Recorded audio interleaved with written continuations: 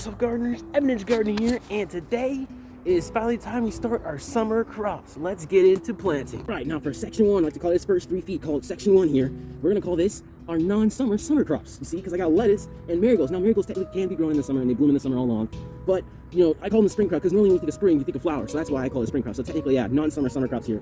And yeah, as I hinted earlier, these shouldn't be planted along with my summer crops. Okay, I had invested or thought that I'd be growing them in a spring season, but I forgot I lived in Texas, so spring is not a thing here. Instead, it's early summer. That's what we call it here, okay? So yeah, that's what's going on here. So I had to kind of scratch out the whole sketchboard of what I had originally planned for the spring. Was literally supposed to cover the entire bed, all the crops I was gonna grow. But I can't do that because I'm growing other summer crops along. I already had summer planned as well for what crops I'm gonna grow in this bed. And now I have to somehow find a way to grow along with the summer crops, these spring crops. So yeah, it took a lot of thinking, like 5 minutes, but I got a solution. Lettuce, like I said, 2 lettuce are gonna go inside, I'm gonna go indoors, okay? So yeah, that's the first solution. Second solution with these flowers, okay? I normally plant 4 summer crops in each corner, like one here, and one where you're sitting at, and one back here in this corner.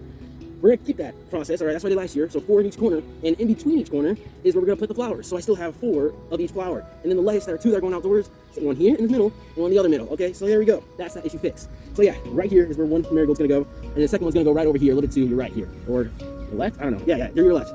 My right, okay? So yeah, like I said, y'all seen this already, or know how to go. We've in the past videos, I've shown you guys how to actually plant these peat pellets. You pull off, make sure you pull off the little thing on top of here. It's advertised that you can leave it on when you plant, but trust me, you can't, okay? So yeah, all we do is just like come over here, and then just bury it in deep, then cover, okay? Just like so. Easy as that. All right, same thing for this lettuce here. It looks a little heat stress won't line because of the hardening. This is not meant to be in the early summer crop here. Like I said, it's supposed to be a spring crop, so that's why I only have 2 of them out here. It's not all 4 because I don't have confidence that these are going to form an actual lettuce head, okay? I have a feeling they're probably going to bolt, which wouldn't be the worst thing in the world. I've never seen a lettuce bolt. Last year's lettuce, they didn't actually bolt. It just turned bitter, okay? But, okay, hold on, actually need to be a deeper hole. But yeah, we reminted these beds, so hopefully it's more ideal. Interesting how the pellets actually split here. Might not be good for some of the, yeah, I'm not sure how that happened.